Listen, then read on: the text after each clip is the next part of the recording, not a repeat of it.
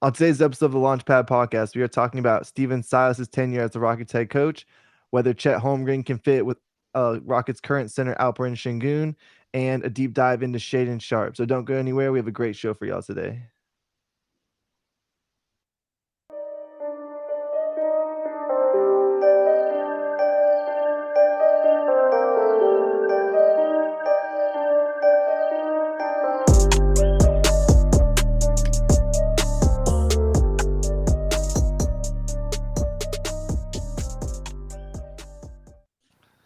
Welcome into the episode of the Launchpad Podcast presented by Clutch the Control Room. As always, I'm your host, Don Knock. I'm joined by my fellow host, Paulo Alves.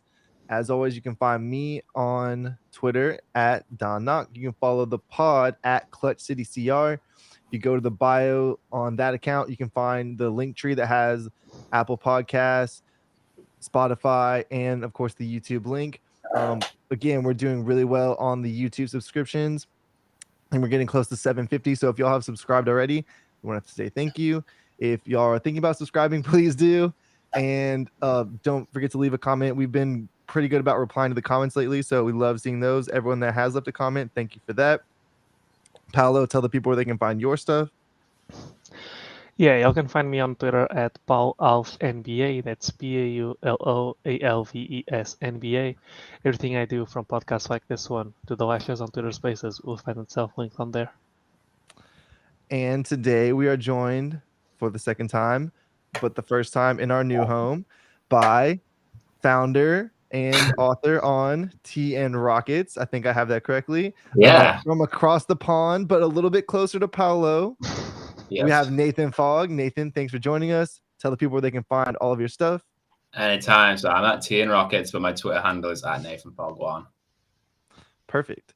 So we have a very interesting show for you guys today. We're going to talk about Stephen Silas and kind of his time as the Rockets head coach.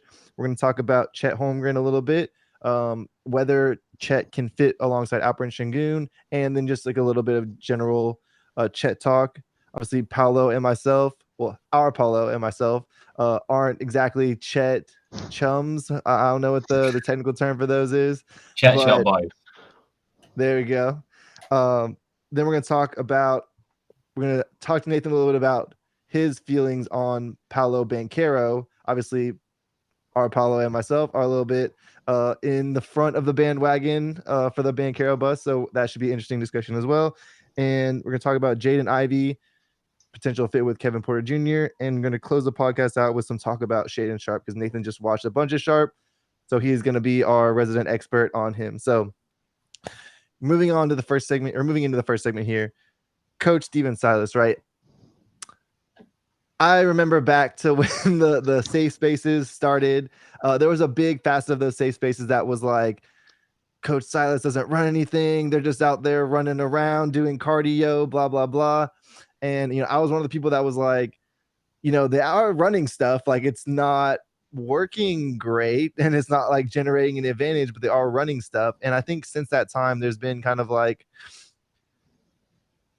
I think some people came a little bit back on Coach Silas as the year went on. The losing streak ended and Jalen started to play a little bit better. Sengun started to play a little bit better. But there are some people that did not come around on Coach Silas. There are some people that, want him fired. We won't get too much into that. There are some people that, already kind of have their eyes set on another coach for the Rockets when Coach Silas' time is done. The name that you hear a lot is Kenny Atkinson and sometimes Mark Jackson, which I was not personally. You're missing the big one. Who's the other big one? The popular one on Twitter is the Vipers coach, Coach Abdel Fattah. Yeah, exactly. Yeah, definitely another popular name thrown around there. But Nathan, we're gonna go to you first on this. How has your feelings on Coach Silas, or how have your feelings on Coach Silas evolved throughout the season, and from last season as well? Where are you at on him now? And do you think that the team is in good hands generally in terms of how he's been able to develop some of the young guys? In terms of development, yeah, I think we are. It's funny because like you get so into the weeds on it during the season. I mean, we can all be on board with the tank and the rebuilding or whatever, but like you still have to watch the games and you still have to watch, 120 losses in 2 seasons. It's kind of rough. And it's funny because before the season started, I was probably the most pessimistic out of anyone I'd seen on NBA Twitter of like trying to tell people we were going to win like 20 games rather than 28. So I was like more prepared for it. But even still, even I got kind of like sick of losing and was kind of on the Fire Silas bandwagon for at least like a few days during the 1-15 because I just thought the stubbornness and I'd seen him kind of play the same way in Dallas, which was this lead and offensive, and try and bring it into John Wall and James Harden, which makes sense, and then trying to bring it into John Wall and Victor Oladipo, which made less sense, and then trying to bring it into Kevin Porter Jr. and then Jalen Green, and he's just trying to run the same shit, and it's kind of like, are you just too stubborn of a coach where you figured out this one great thing in Dallas and now you're trying to apply it to everywhere? And then, but running with a double big lineup for 16 games, when we don't know anything on NBA Twitter, like we're so stupid, but like that was one thing that I'm confident I knew better than Stephen Silas after like 3 games. Obviously, you've got to wait for data and you've got to like let it play out a bit and you can't overreact. And I think one of the things that people do is overreact to like, oh, this 10-minute lineup has this net rating, so we have to play that. But that was pretty obvious after, a couple of weeks of basketball. But I did want him at the end of the season. So I've been rewatching some games recently of like the end of the season stuff for some prep work. I'm going to do some videos on it. But I kind of got a sense of what we were trying to run offensively. My big issue with him offensively was that we just didn't have any variation in our sets. And I think we started to add that, which makes sense because obviously you've got a lot of young guys and rookies, so maybe we didn't have any like decoys or counters. So, for example, the weak side stagger screens, we would run the 2 weak side staggers, and you would just have Jalen Green run over them, and that's just like a very predictable. And it's so obvious when you're setting up for it as well because it's so the way you set up. It is pretty common play among the NBA. So all the defenders, Jalen's going to be in the corner coming up. Yeah, and you can see the screeners setting up. And it was like they just do this every fucking time. And then by the end of the season, that play's like burnt. Like when you said that, I was like, yes, this play is burned into my memory from how many times I saw it this season. But then by the end of the season, it's a great way to set up an offense when you've got like 50 different ways of countering it, because you can run stagger twirl where he curls around the first screen, and the first screen sets a screen for the second screener. You can reject the screen, so you can just run baseline for a cutting action. You can run pick and pop. You can go into a ball screen. You can go into Miami offense. You can go into 2-1. It's like once you've got the tree of offense, where you can go into 50 different counters and decoys. That's when it becomes really impressive. And how is the defender overplaying Jalen Green? Is it going under screens and all that? So once I started to see him actually run that, I was like, okay, no, this can be a function in offense. And I got an appreciation for what I think Silas is trying to do. So what I think a tenet of Silas's offense is to try and clear out the corners. So we run a lot of empty corner pick and roll, which everyone kind of knows. So you've got no one in the strong side corner and you can just run the pick and roll. What I think we also do is like, because they run this 3-man weave action, and I was trying to think like, what the fuck is this actually? Like, what are we trying to do? Where it's like right wing, pass to the center, pass to left wing, then back. And I remember Roosh Williams called it embarrassing because sorry, you gonna say? Yeah, that's another set that I have burned in my memory as well. Because I think a lot of people who played, because I didn't play high school basketball, I just played with friends or whatever. But I think a lot of people in America who played high school basketball think that's kind of like embarrassing because it's like such a high school set to do. Like you just do it over and over again. Like Horns is a very like elementary set as well, but a lot of NBA teams are able to get good stuff out of that. So Horns is like it's classic. Yeah, it just depends on what your personnel are, right, and what kind of advantage you're able to generate out of some of these looks. The reason why they run these sets is I think they like to have as many players above the break as possible, so that they could all have players on the corners. Because if you just think of a very traditional pick and roll offense, so if you imagine like James Harden with Houston, you have one guy in the strong corner, you've got 2 guys weak side. James Harden's going left on the pick and roll. Every defense in the NBA is going to bring the left side, the weak side corner man as the help man, the low man over to rotate. Then there's 2 shooters weak side. You've got 1 defender left who zones up in between them. He runs to the first guy, where whoever the pass out is to, then somebody else rotates behind him. And it's very conventional. That's how every defense is run. But what Houston tries to do is they only have 1 defender weak side corner. So if you've got 3 guys ahead of the play above the break, and then if you can get in behind the defense, there's only 1 guy weak side. So once he helps, there's no one to rotate behind him, or it's a longer rotation rather than being 2 guys weak side. So they tried to do that a lot. And with 3-man weave, if you do that, if you can get in behind, if you can slip a screen, there's only 1 guy in the corner. I watched a Minnesota Timberwolves game. If anyone like randomly wants to watch a game, watch the Timberwolves game in May or whenever it was.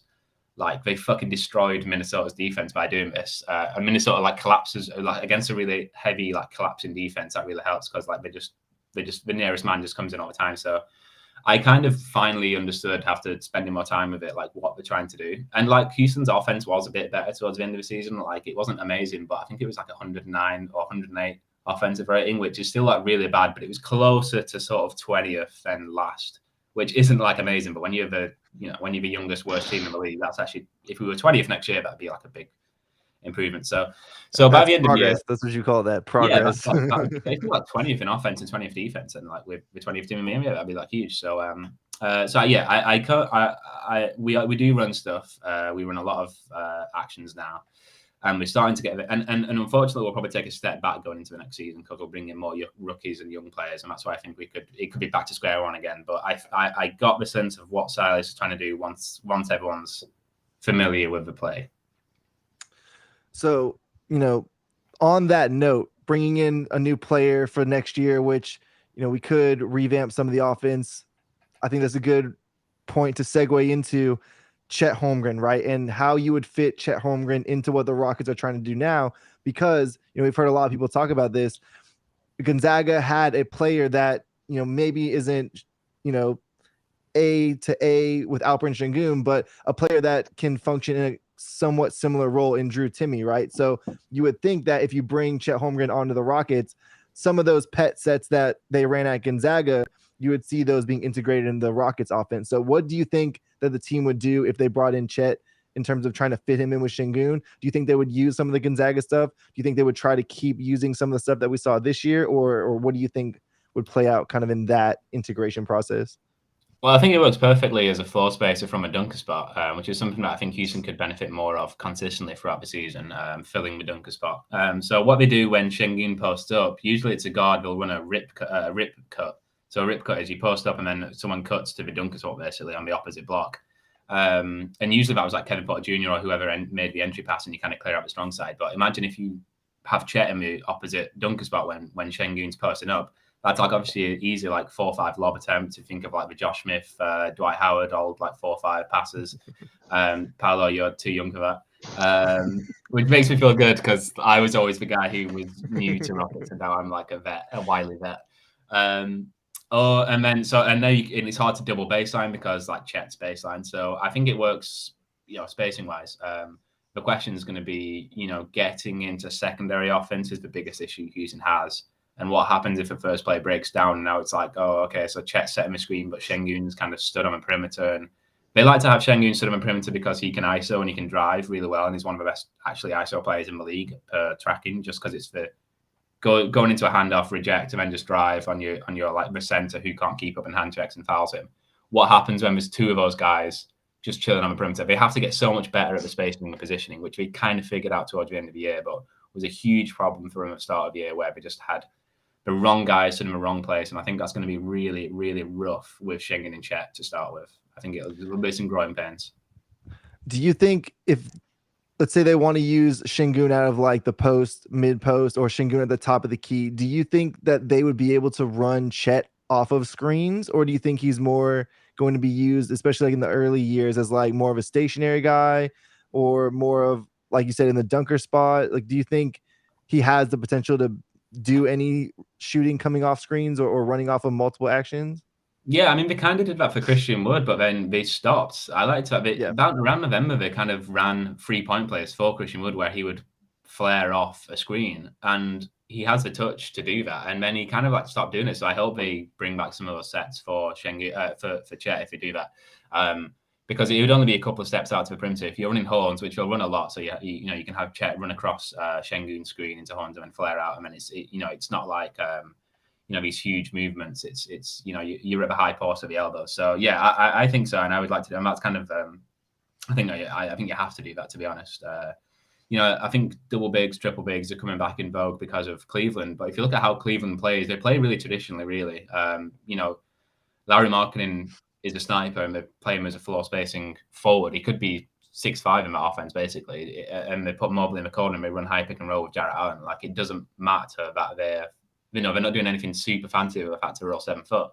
They run a pretty traditional pick and roll offense. So that's something you could try and do with Chet as a screen. With Sengun as a screener and Chet as a floor spacer, just for a few sets, just to have like, just if the offense is getting like gummed down, just to use him as a floor spacer basically.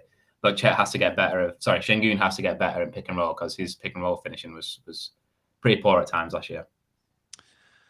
And you had mentioned the staggers coming out of corners and things like that. Another set that they ran a lot last year was double drag.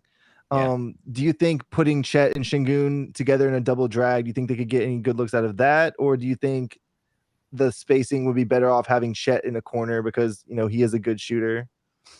No, well, yeah, they like to clear out the corners, like I said. So they would definitely run double drag. And one of the good things I like about Chet is that he's shot 39% in college, but I think like 97% of his shots are above a break. So he's not just getting easy corner shots.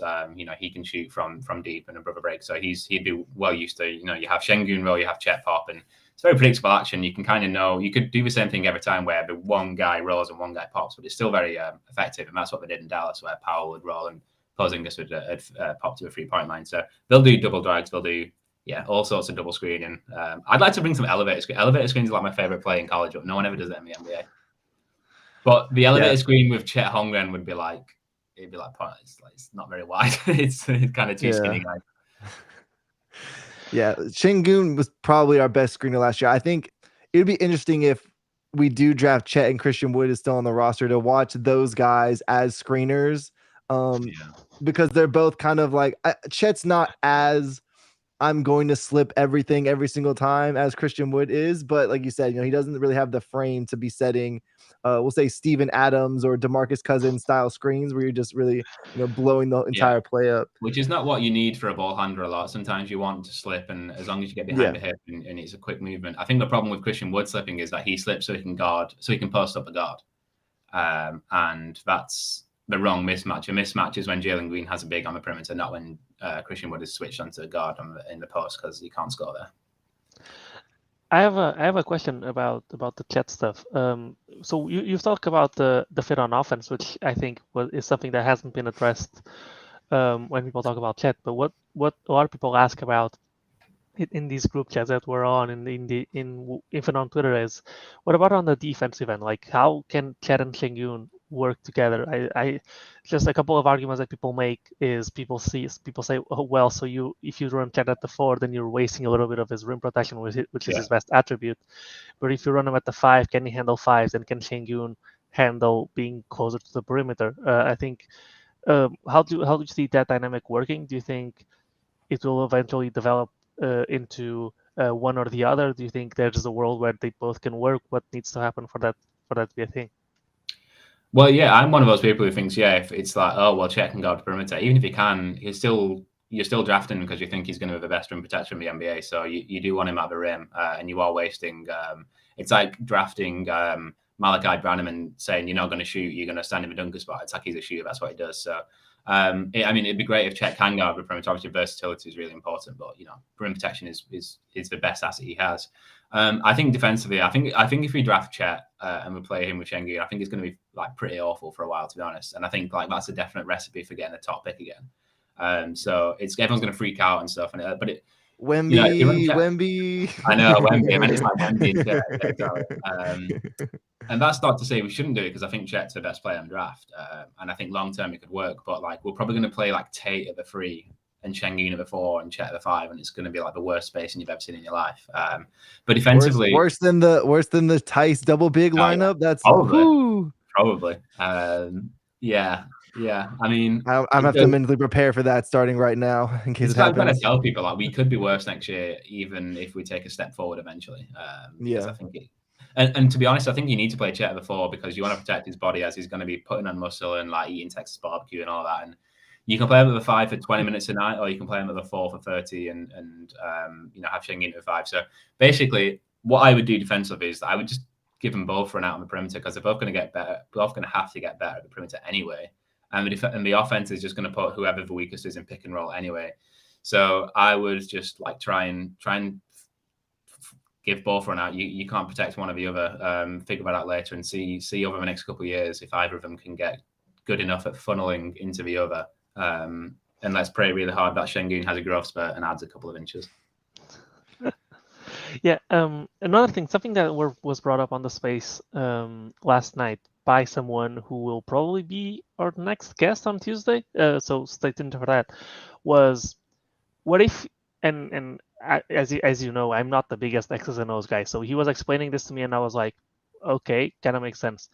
What if you ran Chet in a role like, and the examples that he talked about was Giannis in Milwaukee, Robert Williams in Boston, and I think those were it. Those two were. I think those two were it. No, he had a third one. I can't remember what it is. I remember what you're talking about now. It was those two, and keep going. I'll see if I can think of what it was. Right. So do you do you think that's something that could work? I think by the way he explained it to me was, well, Chet kind of just hangs around the rim. It was someone on Dallas. It was someone on Dallas, I think, is who we mentioned. Basically, like playing free safety or whatever. Yes. That was the exact comparison.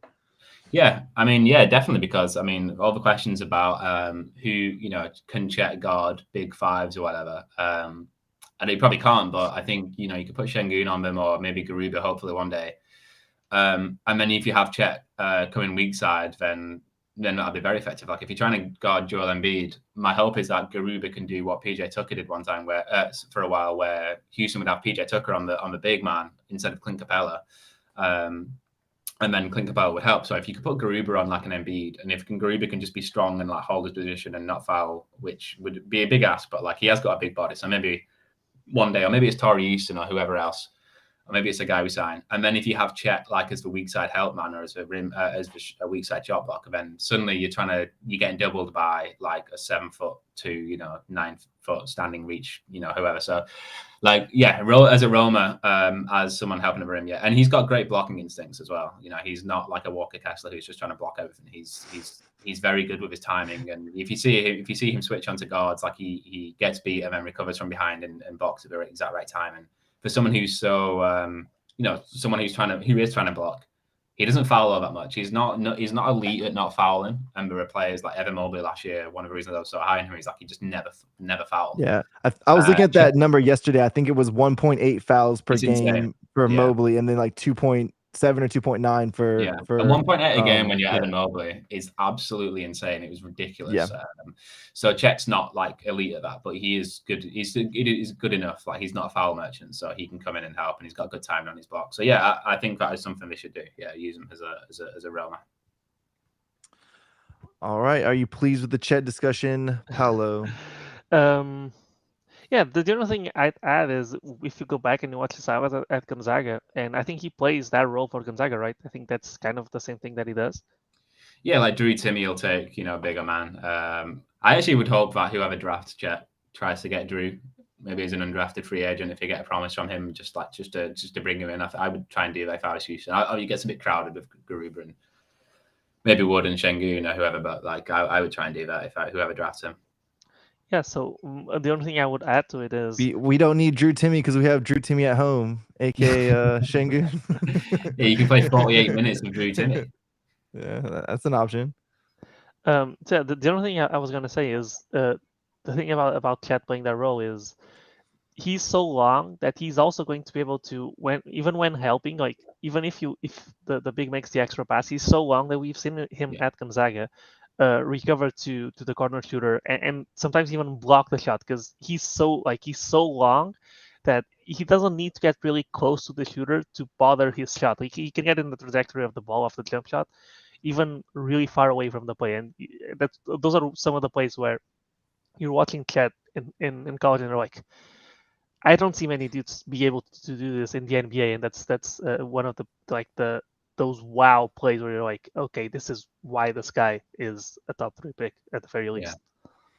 Yeah, I think for me, seeing if that element of Chet's game, right, being able to close out quickly, being able to guard on the perimeter, I think that's defensively the one swing skill that is, even a little bit up in the air. I think the rim protection will probably translate. I think his defensive defensive IQ, I think that will translate. He's a very smart player.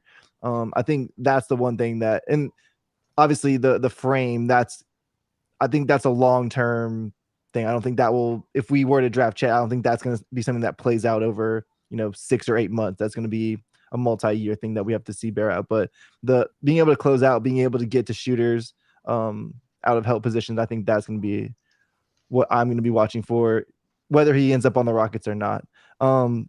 This is a good place to break. So when we come back, we are going to talk a little bit about Paolo Banchero and why Nathan thinks that we should not draft him. So don't go anywhere. We'll have a great segment for when we come back. And moving into our second segment here on the Launchpad podcast with our super special guest, Nathan Fogg. We just talked a little bit about Coach Silas and Chet Holmgren and what integrating him would look like. We're going to move on now to one of our favorite topics, but a little bit of a different spin on it this time. We are going to ask Nathan why he doesn't think that obvious and clear-cut number one draft choice, Paolo Banchero, should go to the Rockets. So, Paolo, you have been leading the charge with the Paolo propaganda. So I'm going to let you have the first shot to ask Nathan what you think about or why he doesn't think we should draft Paolo. So I'm going to be really honest, and I think this conversation looks really spicy, but it will end up not being that spicy at all, because there's one argument that anybody could make that my only answer is, well, I disagree, and there's not really much to talk about further than that.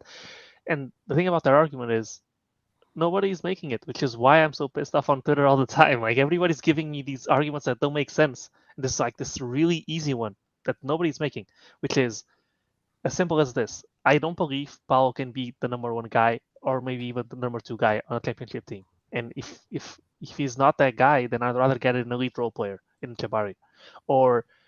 And that's the argument for Jabari that I can accept really easily. That's the argument that Dave Clutch Fans makes. When you talk about Chet, I can totally understand taking Chet number one. I can totally see the upside. I can totally see how valuable a player like him is. He's a player that we've pretty much never seen before. Like, there's a lot of upside just to that fact, and I can totally see Chet. Like, I have Chet like head to head with Paulo, like really close, right? That being said, I think the reason I push so much propaganda is I feel like there's a disconnect between what Rockets Twitter thinks of Paulo and what Paulo actually is. I think it's definitely a lot closer than people make it out to be, right? I think people underplay Jabari's flaws. I think it's so much about Jabari versus Paulo that Chet just gets lost in the mix. That's like some people don't want Chet, but then like the most vocal ones usually either want Paulo or Jabari.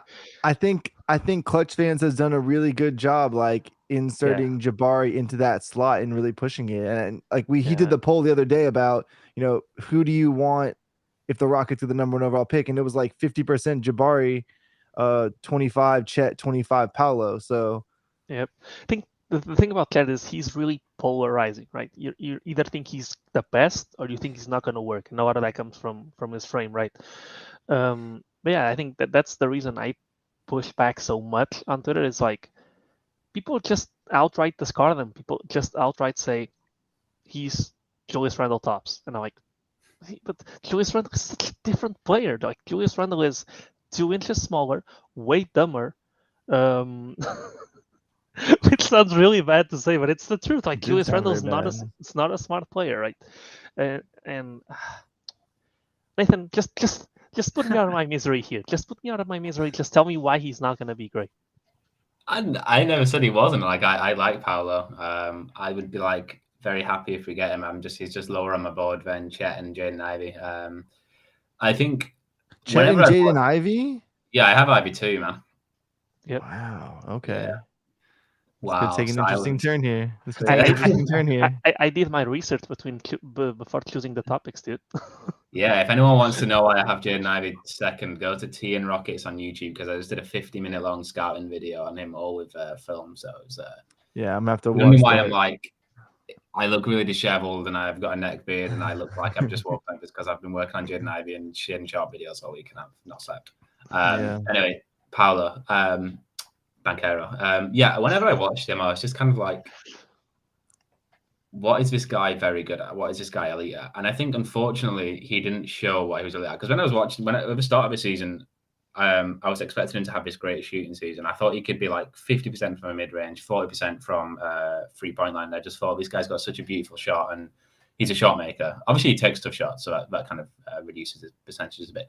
But it's hard not to be disappointed when you're looking at a guy you're asking to be a number one option, and he's shooting 33% from a free, and he was just such a lack of aggression with it. I think it gets weird with Duke a lot, and I think it gets weird with college offenses a lot. Like, to be fair, it'll get weird with Houston's offense a lot as well. So it's hardly a consolation. But he wasn't that exciting to me, and I think the athleticism wasn't what I thought it would be. The 3-point shot wasn't what I thought it would be.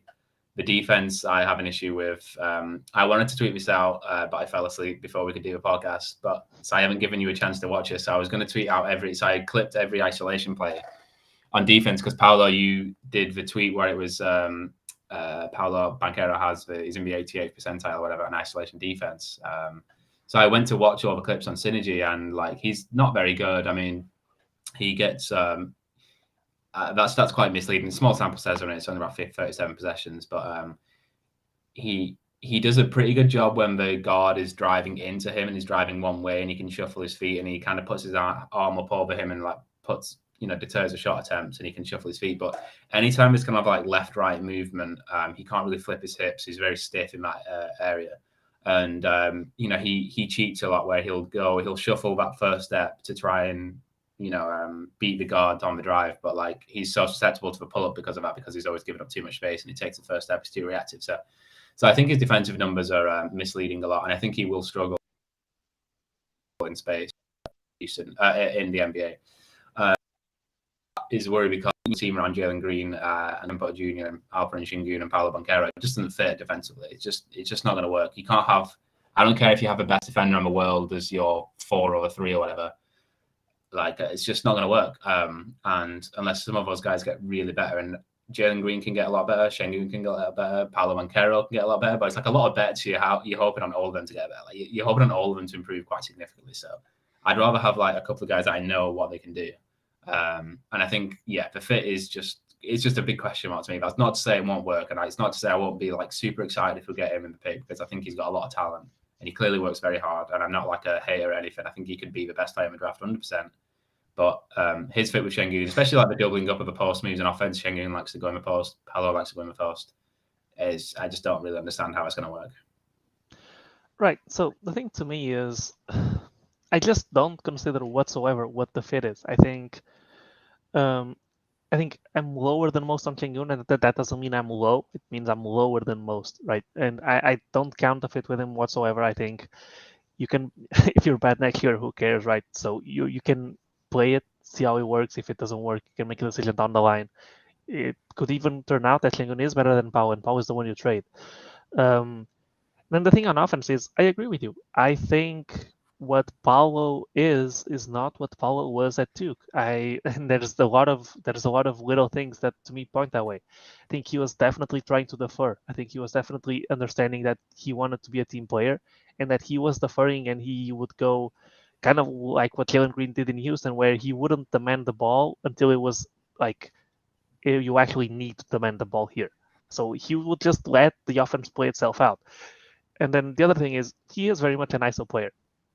And the most of the ISO that he got with Duke was in the post. And I don't think his best attribute is as a post player. I think his best attribute is as someone who starts in the perimeter, who gets a little bit of momentum going, and tries to collapse the defense that way.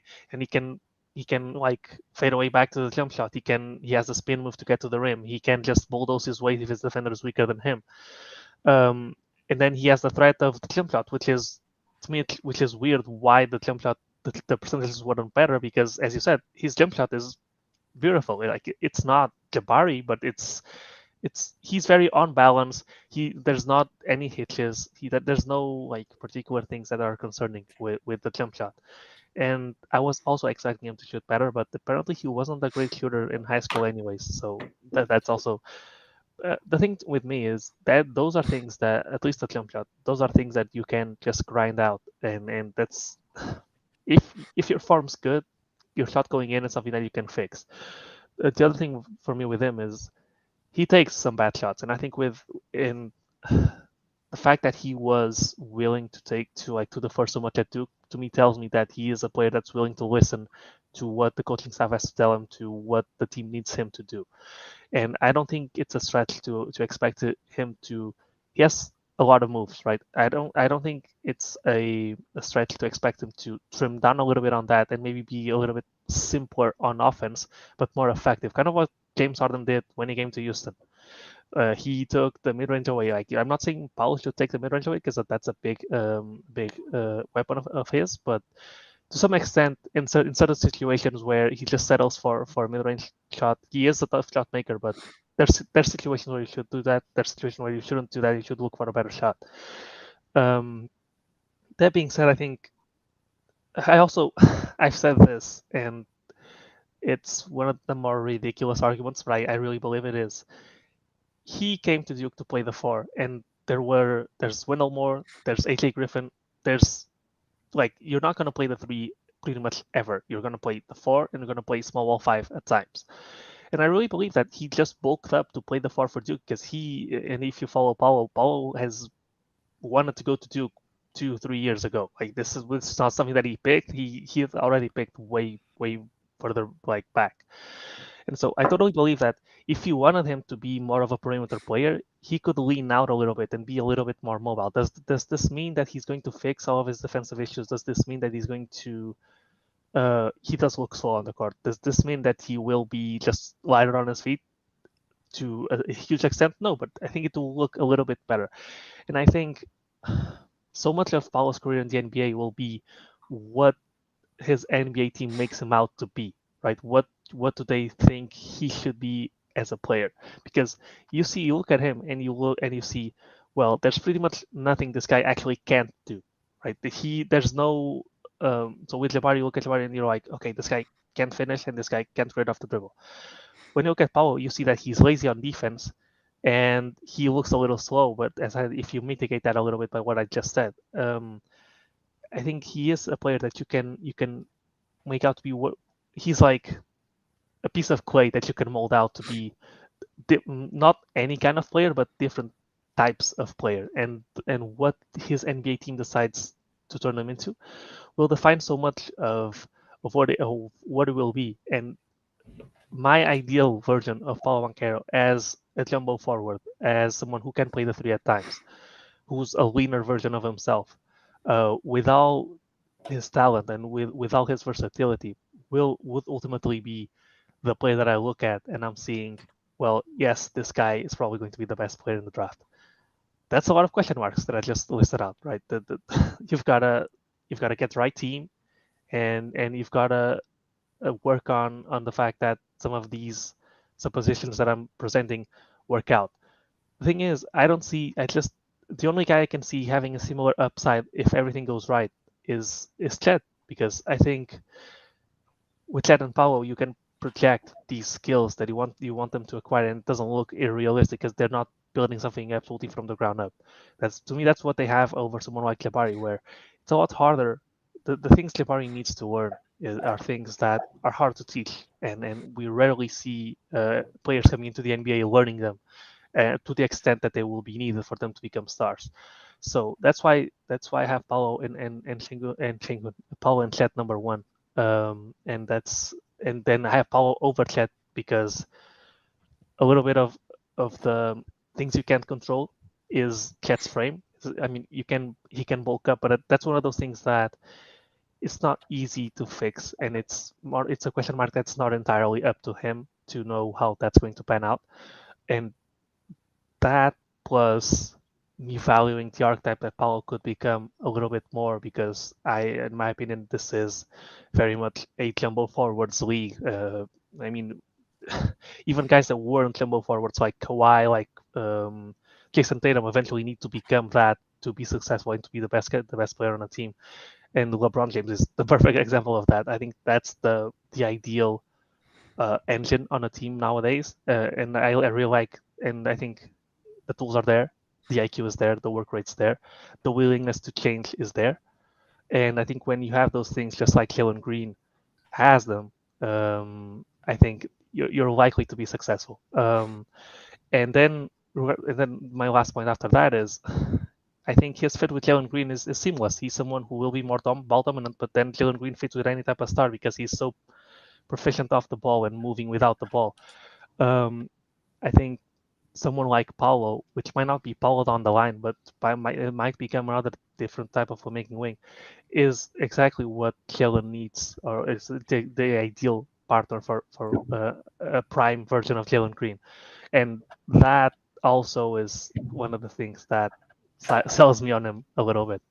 But Don, I know you want to say something. So what I kind of want to talk about, we talked about this a little bit on the space last night, and it's a little bit less. It brings Chet in a little bit, but it's really like a Paolo versus Jabari issue or framing of this.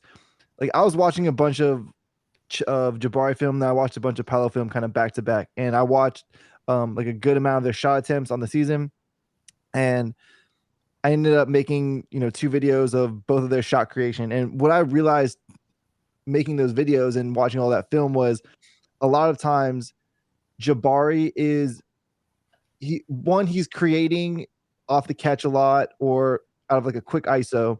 And when he does, he's taking like 1 or 2 dribbles, and then he's either getting into a shot or he'll change that drive into a post up, and then the turnaround is basically coming immediately, or he'll take like a very, very heavily contested fadeaway or a quick step back. And a lot of times when you watch the Paolo film, it was almost hard to find a lot of times where he was pulling up. I ended up getting enough of them for 2 little Twitter videos, but it was like most of the time that Paolo was driving, he was countering and getting all the way to the rim. And I think that is the real difference between Jabari and Paolo for me, was that Paolo was able to use his handle to create the space to get to the rim, not as much using his handle to try to create space for the shot even. It seemed like that was his primary goal, was to get to the rim. Once he got to the rim, I think the finishing was a little bit of a mixed bag. He finished well over defenders that were a lot smaller than him. They could really just body up. He finished questionably against really good length. I think sometimes he was able to get stuff off against great length. Sometimes the length was able to kind of get to him. And then other times, right, when he was able to not have a help defender there, he's just going up and dunking it because he does have pretty good athleticism, pretty good pop getting to the rim. He's fairly quick, at least offensively, in a straight line. And like I said, going back to Jabari, it just seems like the rim pressure for Jabari is going to be really going to be the thing that is the swing skill for me. People will say handle, people will say, shot creation. I think he can create his own shot out of those quick 1-2 dribble moves. And even if he's going to go to the post up in the turn, I think, creating those shots, he can do that. I think the thing for him that is going to become an issue is, can he get downhill to the rim? Because right now it seems like he just doesn't have the handle for that application specifically. He doesn't have the creativity and kind of the feel for that application specifically. And when he does get to the rim, I think he's not like a very physically imposing finisher. And he also doesn't have a level of finesse to be finishing really around guys or, countering with moves at the rim. So with that said, right, is that kind of what you see watching those 2 guys? And then I also if you want to kind of bring Chet into the mix here, do you think Chet's rim pressure is going to hold up against? I think Chet's touch around the rim is going to hold up. I think he has a very good foundation of touch and counters and finishes at the rim.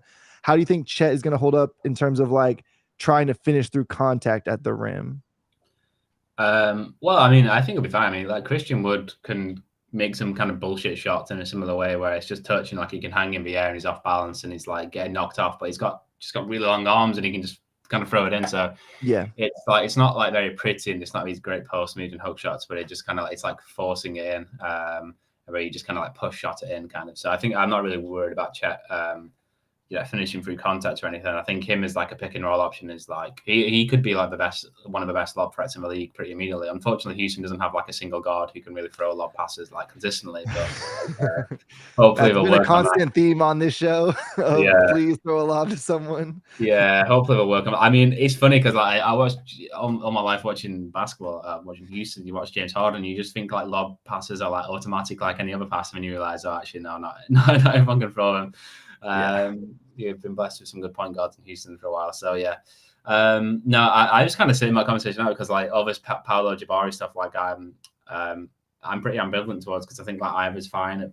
I have him 3 and 4. So like I think Jaden Ivey's my number 2. So like I'm like and I'm going to rewatch Paolo's and Jabari's games because I didn't really see the end of the seasons for them. But yeah, I mean it's just it's fit over ceiling, isn't it? And I like Paolo, your point about his molding him into different stuff that you want to do, and how he's maybe a bit more of an unknown quantity. Whereas like I'm pretty sure I know exactly what Jabari Smith's going to be. So like I think it's just like how much of a risk. My only concern is, and like you kind of joke about this on Twitter about like vibes over everything else and how like Houston's just a vibe team, but like it's kind of also like true where like Raphael Stone just likes hoopers, and like we've got the Seattle guys and like KPJ and Jalen and over Mobley. Now if it's Banchero at number 1, it's like it can just hoopers win a championship. Is like Houston's going to be the ball don't stop favorite team, and I don't think that's a good thing.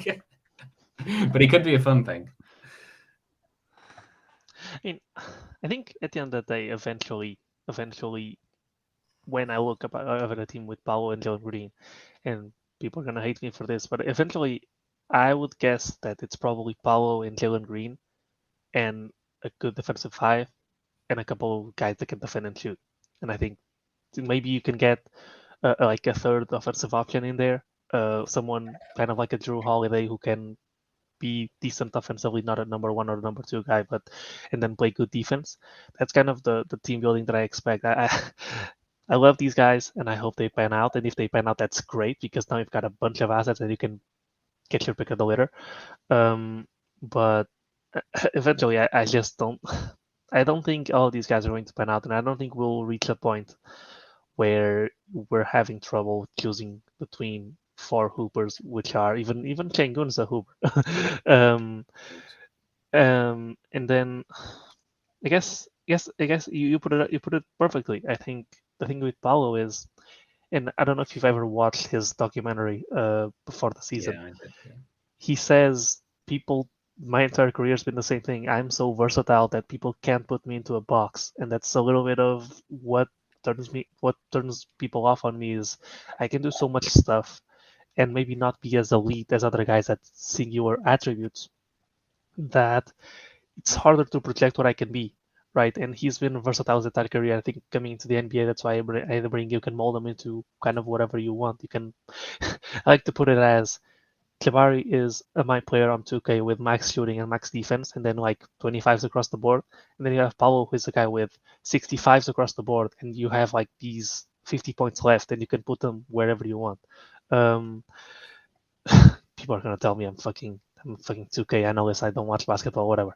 But that's kind of what I mean. I think as a draft philosophy, you should go for the swing for the upside, and I think Paulo has higher upside with his versatility. And yeah, it's something. Oh, I wanted to point out something else. Since I've been so pro Paulo, one of the things that are kind of a concern to me, which is not really a huge concern, but he's not the most athletic guy. I think one of the good things he has on athleticism, he's a good second leaper. Like, he will get a bunch of offensive rebounds, and when he is finishing, and when he sees that it doesn't have a much chance at finishing, he will throw it off the rim in a way that he knows he can catch the rebound again.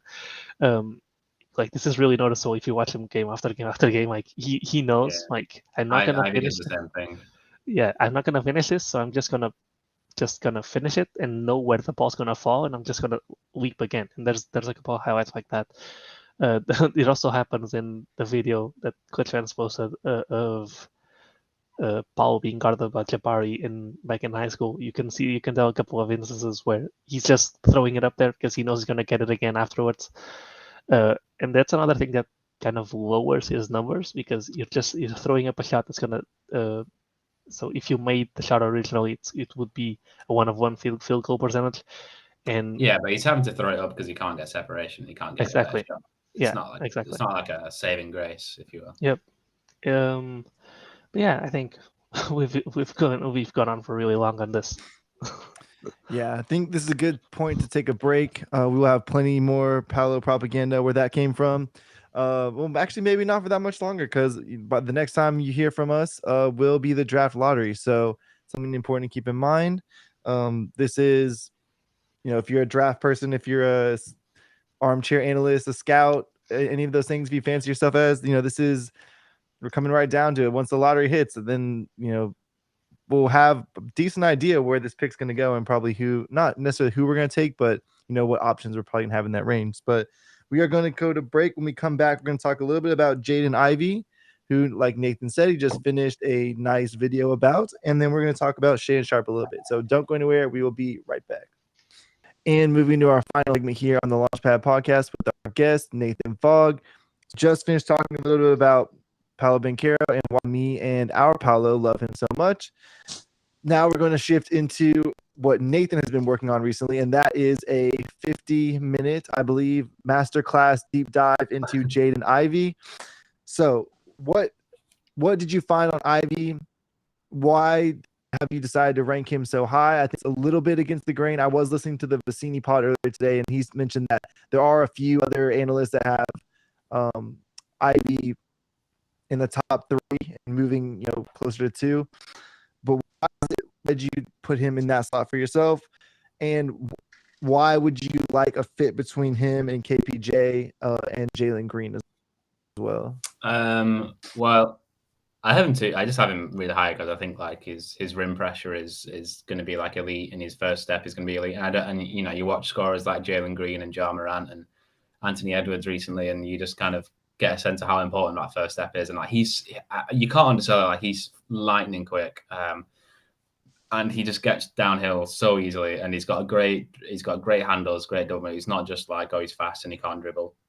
And he's what I see when I watch him is, and I don't understand how others can't at least see the potential for this, is like point guard or modern day point guard, where it's all drive and kick, and Russell Westbrook and John Wall and De'Aaron Fox can get 5 or 6 assists a game just from pressuring the rim and kicking out to corner shooters. And like I think if you put Ivey next to Jalen Green, and even KPJ off ball, where he's shot 48% on catch and shoots last year, and they just have shooters around him. Like I think I'm still very much in the guards who can pressure the rim are the best offense rather than jumbo forwards, as you were mentioning earlier with Paolo. I'm still kind of like in I guess that school of thought might be dying out recently, but I'm kind of trying to resist the let's all have 7'6", 7'6", 8" guys.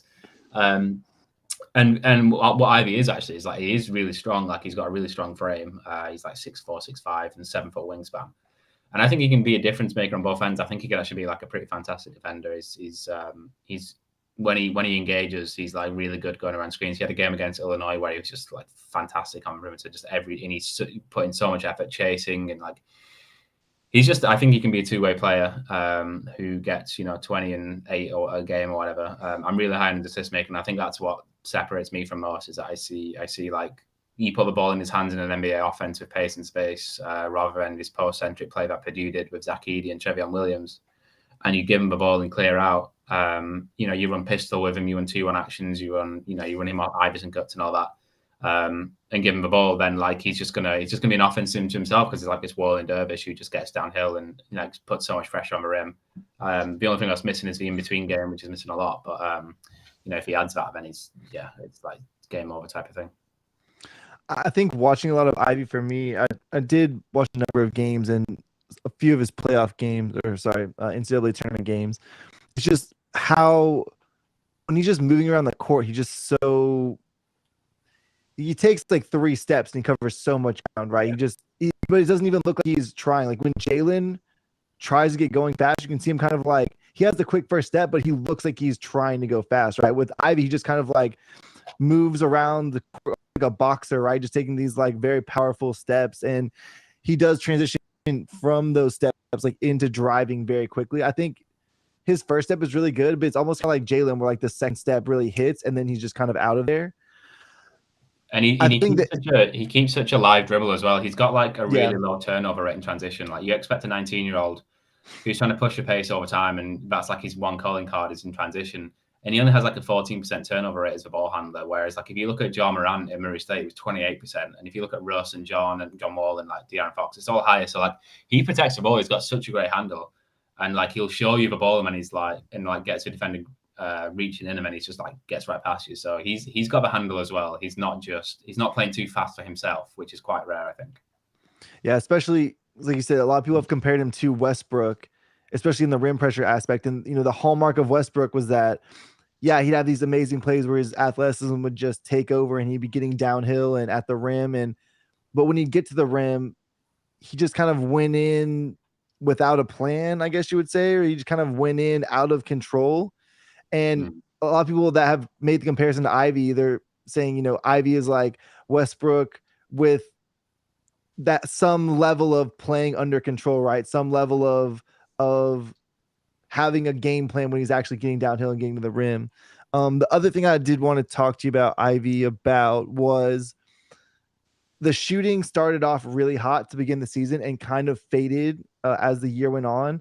Which Ivy do you think is the one, like the real Ivy, right? Do you think the beginning half of the season is what is going to translate, or do you think what ended up happening later on in the season is what he's going to end up as his shot from three? I mean, if it was the early season, like for the first 20 games of the year, which is not nothing, that's like more than half a season, he was shooting 44%. Like if that was what he was, then he'd be like the number one pick, like clearly. And I did have him number one early in the season, just going off like a live board where I was changing every week. But no, I don't think he's a 44% 3-point shooter. I think his shot, he pushes it out quite far out ahead of his chin. It's not perfect, but he's very consistent and he gets into it very well. And his balance is really good on it, and his footwork's good, and he can do it off a catch. And he does absolutely sprint from one end of the court round the basket into the other, and like will shoot immediately. So like he takes tough shots. And the one thing that I like about Ivy is that he takes the most deep shots of anyone in the draft. So he takes, I think he's hit 43-point shots from beyond 25 feet, which only two other players in college basketball anyway in the draft even got into the 30s. So like you're looking at his overall numbers and it's 36%, I think his 3-point shot was, but like he takes fucking like deep threes. So he's at NBA range and beyond already, whereas some of these guys are like more, Benedict Mathurin is a bit more close, hugging the line, that type of thing. So I would take mid-30s for him. If he can be a mid-30s 3-point shot, then like take that to the bank. And the one thing that is encouraging is that his pull-up game is the exact same as his catch and shoot. Usually you've got like a athletic guard can't pull up, and the catch and shoot is like 38%, and the pull-ups are like 31%. Kevin Porter Jr.'s this as well, but he was basically 36% on both catch and shoot and pull-ups as well. So I think his shot profile gives a lot of important context. The only worrying thing is the free throw shooting. Do you think that Damian Lillard would be a better comparison for him than Westbrook?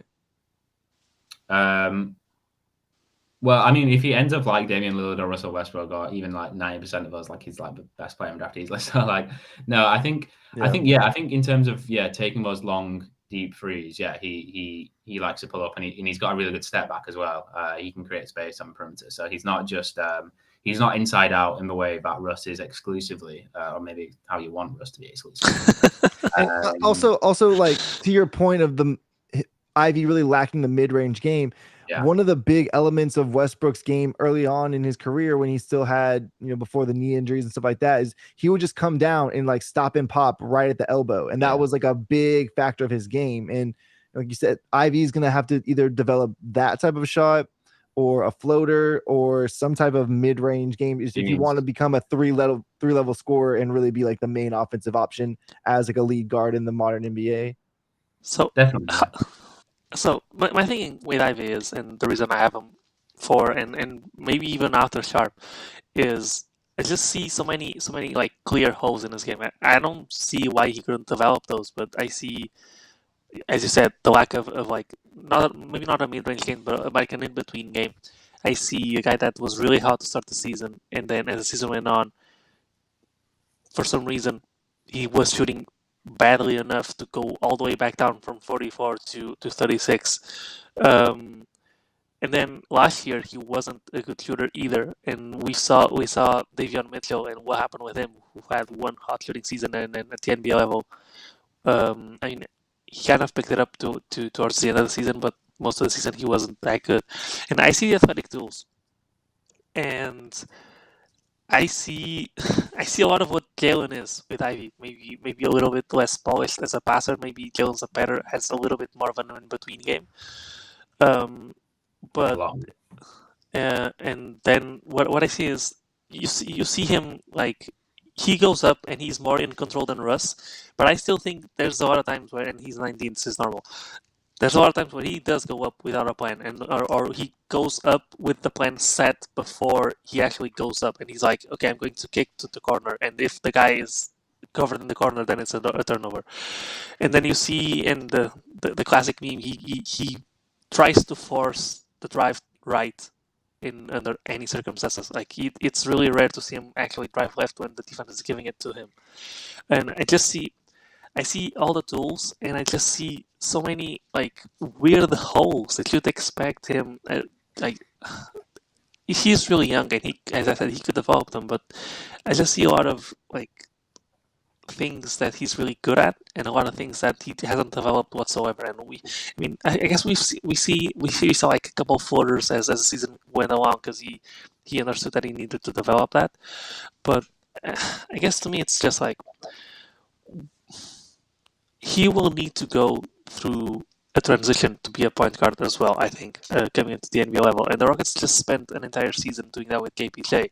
Now we're going to spend another season doing that with Ivy, and it's probably best employed on Ivy than it is on KPJ, right? But still, it's another season that we're going to have to go through with that. And the way I look at it, I make all the arguments against Fit, right? And you shouldn't take Fit into consideration, but those other guys just slot in so nicely into a hole where we don't have anyone. Well, I think Ivy does fit very well with Green. The question is, does he fit with Green and KPJ? But does Paolo fit with Sengun? No. So like, if KPJ, right. If you can discard Sengun as he might not be here. KPJ might not be here. KPJ might not be here in 6 months. That's true. So I think of it more as like him and Jalen Green would be like the most athletic backcourt in NBA history. Like, be absolutely insane. And I just think of like Ivy getting downhill in transition and Jalen Green relocating, like hitting him. He had a really good connection with Stefanovic, I think his name is, the shooter that Purdue has, who's like trailing.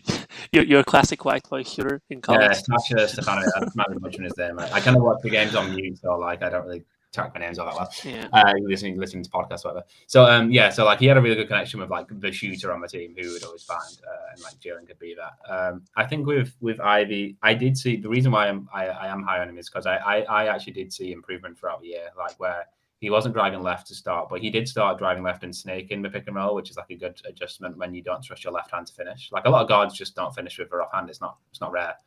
So I think Chris Paul is a notable person who likes to go right every time. Yeah, exactly. CJ Marchesani from the Stephen did. I think who was it? Some smart person. The guy from Synergy. That was what it is.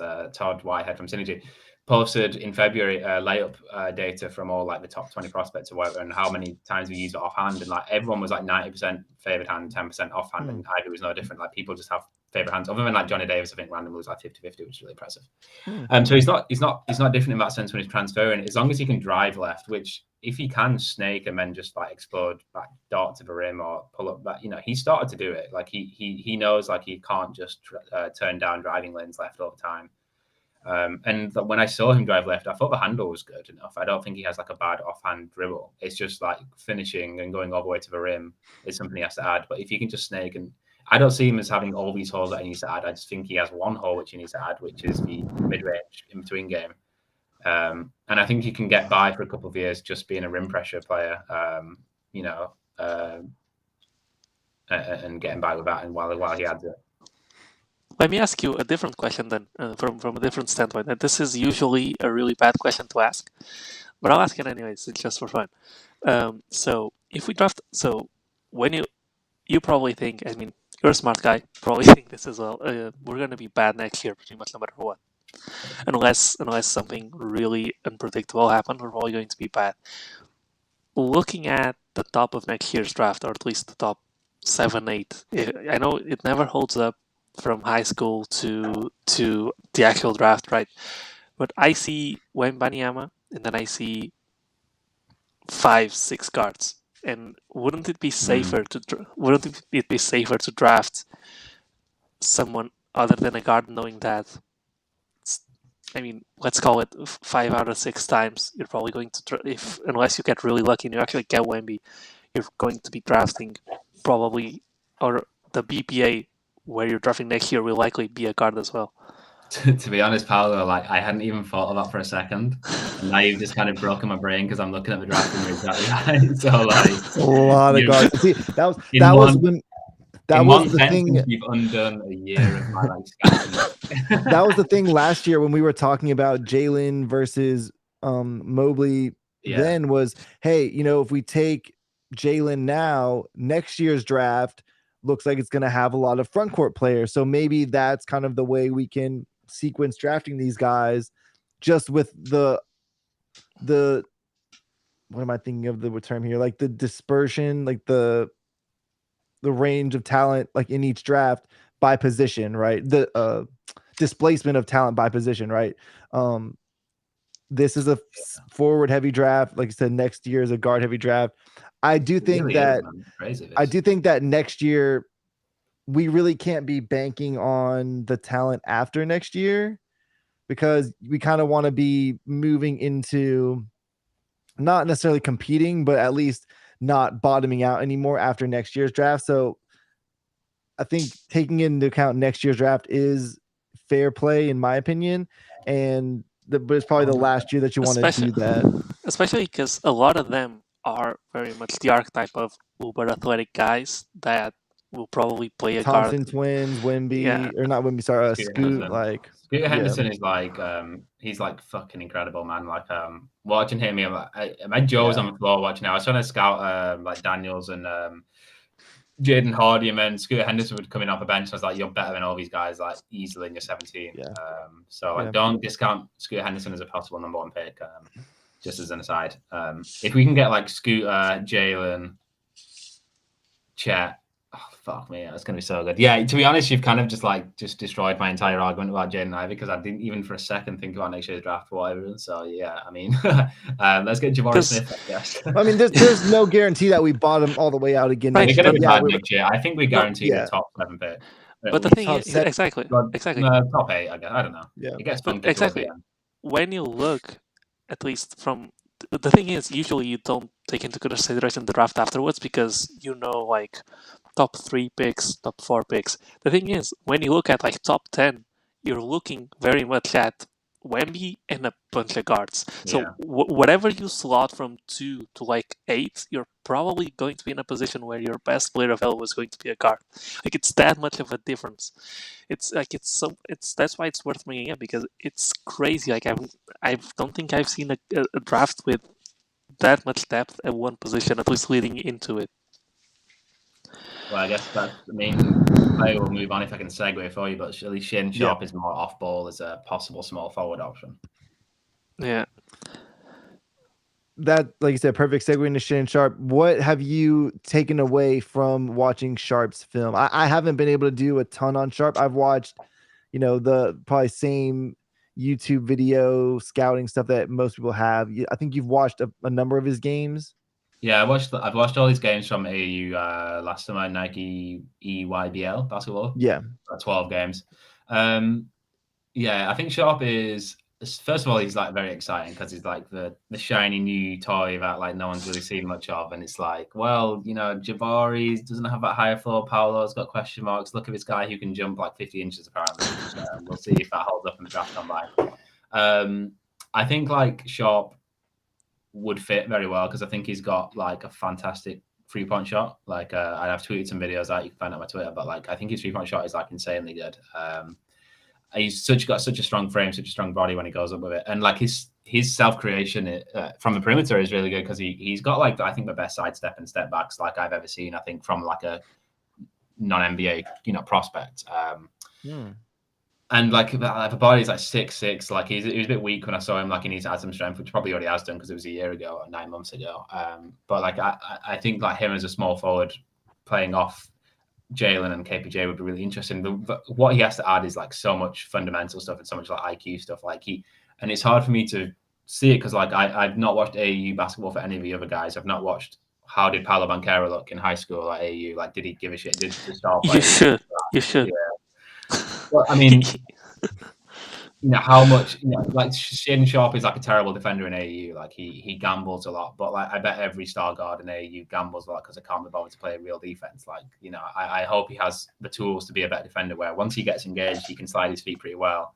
and he's got a very long wingspan, like a 7-foot wingspan. You obviously weren't watching those Chino Hills games where Lonzo was just out there ravaging people.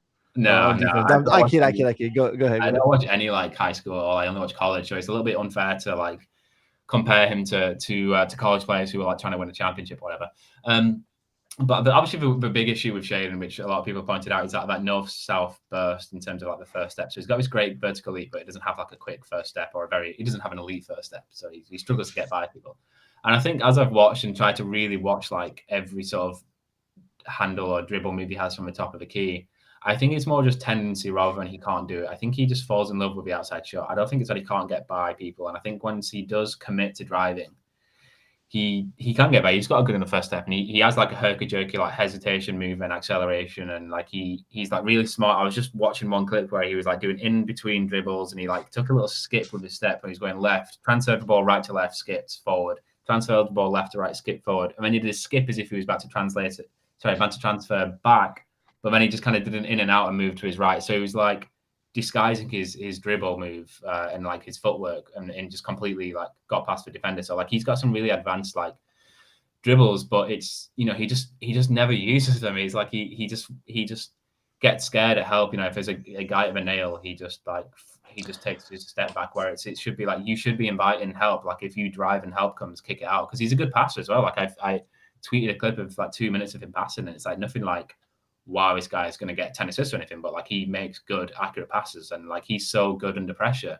I've seen him get blitzed a lot and doubled on the sideline, and I've not once seen him like throw the ball away. He's like remarkably calm under blitzes and traps. Like, and obviously that was something when I was scouting Cade last year. He actually didn't handle a lot of traps and blitzing well. I think some of that also is him being a little bit of a taller guard.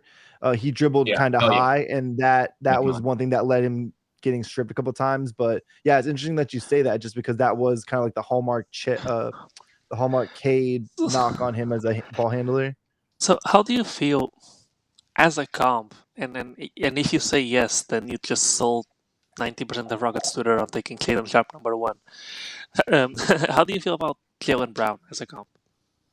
With probably worse defense, but the style of offense that Jaylen Brown plays today, like the really reliant on the jump shot, not the best handle, but can do it when he is forcing himself to go downhill. Like that sort of stuff.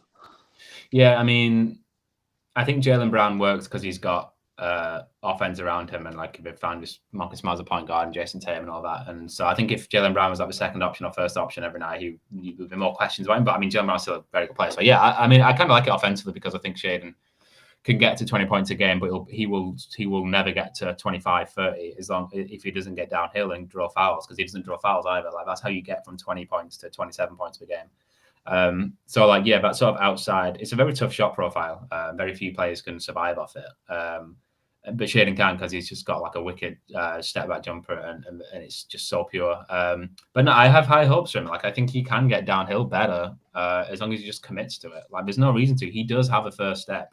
It might not be as elite as like the best vertical leap ever in the NBA, which he might have, but it's better than average. It's above average for a guard, I would say. So before we close out, what's your top 5? We know it's Chet 1, Ivy 2, and then oh God, I struggle so much with this, man. Because we have another good one. One more. Yeah. One more stipulation here before you give your list. Is this a best player available top 5, or is this a Rockets centric top 5? No, this is BPA. For any team, just big board. Gotcha. Yeah, should it not be the same thing though? No, I mean, well, no, because it can be different. Okay, no. So let me ask you Rockets specific then. So we can start over. Okay. No, because what I was finish his board, and then we can let him do another Rocket specific one. Finish your board straight up, and then we'll ask. The board is Chet, Ivy, with a caveat that I'm going to watch both of them more and go back over film. I think I'll put Paolo 3rd, Jabari 4th, and Shaedon 5th. Although I would not be at all surprised if Shaedon, like, there's something in me that wants to put Shaedon 1st. There's something in me, but I just can't do it. No, third. Oh, third. Okay, third. I just can't commit to it. So I think you've got to go 5. I asked him because the way you were describing him, it looked like a better player. I'm not gonna say it because we have a very good friend of the show. His name's Brado. I don't know if you ever heard of him, and he's been pushing Sharpe at 3 above Jabari and Ivy. So that's why I asked. What about Rocket specific one? What would you go for? Well, I have to rethink on the fly now. Chet's still number 1, and then Tyrese and 2. I don't really give a shit as long as we get Chet and Tyrese at 1 and 17, and I'll be happy. No, I think I mean Rocket specific, probably Jabari number 2, because then we can get a guard next year in the draft, and then probably Paolo, and then Sharpe, and then Ivy. But I would not be disappointed with any, and I think Ivy could play off ball as a third guard. He runs around a lot. He can guard multiple positions. He can play off ball. He plays off ball a lot for Purdue anyway. So they all fit in a certain sense. None of them are going to be like, this is a disaster.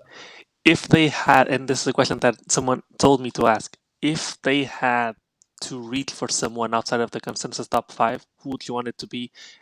Easton doesn't count. That's a good question. Yeah, it's a good question. I really like Jalen Duren. I think he's the most slept on player in the draft, but I'm not quite sure of the fit in Houston enough to make to go down for him. It would be interesting if we got 4 and 5 or 4 or 5 with Ivy and Sharpe. Unfortunately, I don't think either of those guys are premier enough for another team to offer up a lot to jump up. But if you could somehow trade down and get Mathurin and Griffin somehow, maybe you trade Wood to move up and EG to move up, whatever, with 17. So now you've got your wing rotation. So you've got 3-and-D and shooting. For some reason, I was really obsessed when Portland had those 2 picks on Tankathon 8 and 9 for months. I was like, God, imagine if you get Griffin and Mathurin, and you've just got your wing rotation set for the next 10 years. What are your thoughts on Keegan Murray? We had some people that were highly advocating Keegan Murray, even in a pick 3 or pick 4 position. So to be honest, I've not watched any Keegan Murray. He's the one guy in the top 20 who randomly I've just not watched. So I have to punt on my question. Sorry.